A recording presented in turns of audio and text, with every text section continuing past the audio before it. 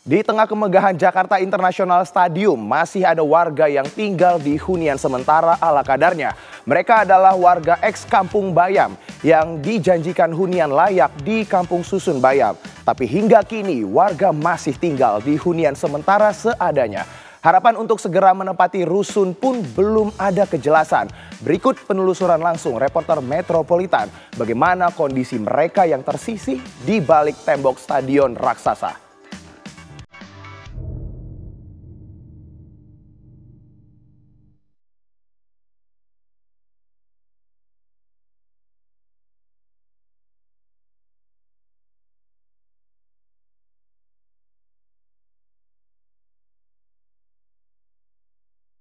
Warga ex-Kampung Bayam hingga kini masih bertahan di hunian sementara di Jalan Tongkol, Ancol, Jakarta Utara. Janji untuk segera pindah ke rumah susun yang dibangun di samping Stadion JIS tak kunjung terrealisasi. Pemirsa, inilah hunian sementara warga ex-Kampung Bayam yang berada di Jalan Tongkol, Pademangan, Ancol, Jakarta Utara. Sejak tahun 2020 hingga saat ini pemirsa di tahun 2025 sudah hampir 5 tahun lamanya warga tinggal di hunian sementara ini yang bangunannya seadanya. Terbuat dari triplek dan juga bambu beratapkan seng. Awalnya warga nantinya dijanjikan akan dipindahkan ke rumah susun Kampung Bayam setelah proses pembangunan selesai. Namun sejak tahun 2022 setelah pembangunan selesai warga tak kunjung dipindahkan ke sana. Apa kemudian yang menjadi penyebabnya? Apa kendalanya? Sehingga polemik ini terus terjadi. Saya dan juga juru kamera saya, kami akan menelusurinya untuk Anda. Tepat setahun yang lalu, warga ex-Kampung Bayam kembali harus menelan kenyataan pahit. Mereka terpaksa kembali menempati hunian semi permanen di Jalan Tongkol, Pademangan, Jakarta Utara. Hunian yang hanya terbuat dari material triplek dan beratapkan seng ini dibangun warga dengan dana santunan usai tergusur pada 2019 lalu. Ironisnya, hingga bangunan rusun Kampung Bayam rampung, sejak 2022 warga tak kunjung bisa menempati hunian dan hanya sekadar harapan. Bangunan 3 lantai itu hingga kini kosong tak berpenghuni. Di balik stadion megah ini, ada warga yang tak diajak duduk bersama. Di tempat inilah warga harus menghabiskan kesehariannya.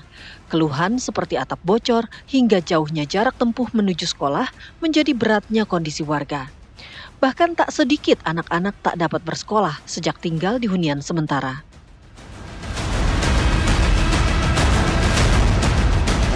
Belajar di sini tuh pendidikannya minim terbatas gitu buat anak-anak yang belum sekolah tadi ya kan, nggak ada ngeles, nggak ada buat ngaji kayak gitu-gitu, nggak ada buat belajar mingguan gitu, nggak ada. Nggak kayak dulu di Kampung Bayam yang kalau dulu kan di Kampung Bayam kan enak, ada PAUD-nya, ada ininya. Kalau sekarang kan kita susah. Udah gitu anak-anak kan masih sekolah masih di sana karena kami tadinya tinggalnya di sana, jadi jauh. Oke. Ada nggak yang sampai nggak sekolah karena saking jauhnya? Ada, bukan karena jauh aja Kak, tapi karena biaya juga ada. Ada yang putus sekolah. Oke. Apa yang menjadi harapan sekarang? Yang menjadi harapan dari warga ya mudah-mudahan nanti kami cepat dan disegerakan pindah ke JIS ya kan, ke rusun JIS sana.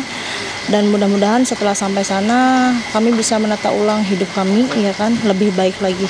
Dari perekonomiannya, pendidikannya ya kan, dari UMKM-nya ini ibu-ibu ya kan, mudah-mudahan lebih baik lagi dari sebelumnya.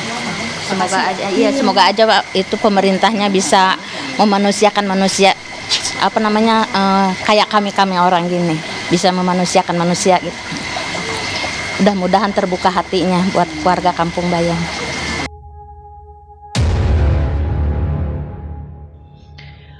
Polemik yang tak kunjung berakhir jadi tanda tanya. Beragam upaya hingga mediasi sudah ditempuh untuk mendapat kepastian. Bahkan di tahun 2023, warga sempat tinggal paksa di rusun Kampung Bayam dan berujung ditahannya Ketua Kelompok Tani Kampung Bayam, Madani Muhammad Furqon. Ya, kondisi kami tetap pada prinsipnya adalah kami karena petani, ya kami harus giat dalam hal perjalanan waktu ya, menit, detik, jam, pekan, hari itu kita menjalan dengan gotong royong. Cuma ya harapan kami ya benar-benar proses kepedulian keadilan ini terhadap kami ya benar-benar dijalankan lah oleh pemerintah gitu. Kami sebagai masyarakat ini sejauh ini kami tidak memahami karena tidak ada ketransparanan. Di mana mandeknya, di mana penyesuaian yang belum bisa diselesaikan, kami belum ada kejelasan. Karena janjinya Mas Pram sebagai gubernur, setelah Lebaran kami bertempat tinggal. Cuma di sini permukiman ini pertanyaannya, tempat tinggal kami ini untuk siapa? Kalaulah memang itu diselesaikan, maka kami diinformasikan penyelesaiannya, mandeknya seperti apa. Dan ini kan belum tahu, apakah tempat tinggal kami itu sebagai tempat yang akan disewa atau tempat yang akan digunakan hak guna pakai maksudnya yang dikelola oleh kelompok tani, itu kami belum tahu, belum jelas sampai sekarang, belum paham gitu. Kan ini kan secara nikah kan akadnya sudah dilaksanakan karena secara simbolis itu berarti bertanda akan berkelanjutan tentang legalitas untuk kami bermukim di sana. Ini belum ada gitu.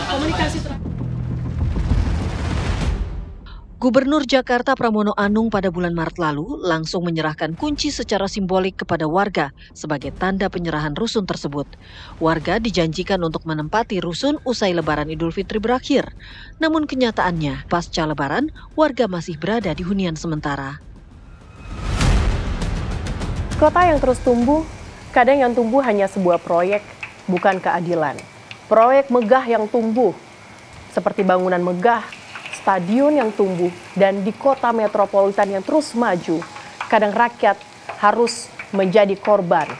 Rumah dan juga tempat tinggal mereka kini menjadi pertanyaan yang tiap hari menjadi harapan mereka yang tak kunjung selesai. Polemik yang terus berkelanjutan pemirsa. Mereka dijanjikan rumah, tetapi hingga saat ini hanya diminta untuk sabar dan terus menunggu. Sampai kapan warga eks Kampung Bayam harus terus menunggu, harus terus sabar dan juga menanti tempat tinggal yang layak. Dari Jakarta, Celia Alexandra, Ahmad Zainal, TV One mengabarkan.